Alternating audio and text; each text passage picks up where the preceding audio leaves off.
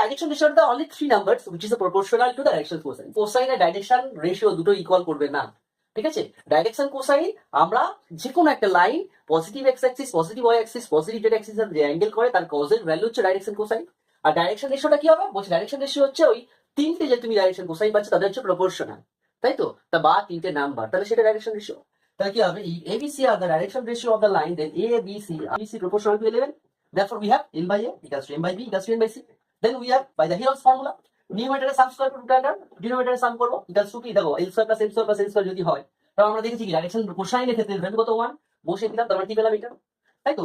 তাহলে এবার আমরা দুটো রিলেশন ক্রিয়েট করতে চাইবো, দুটো রিলেশন বিটুইন ডাইরেকশন কোসাইন আর direction ratio any two points, দুটো পয়েন্টস দিল। সাপোজ আমি বললাম p হোল coordinate x1 y1 z1 and another point q x2 y2 z2 আর 2 points, then its direction ratio, the direction ratio difference x2 minus x1, y2 minus y1,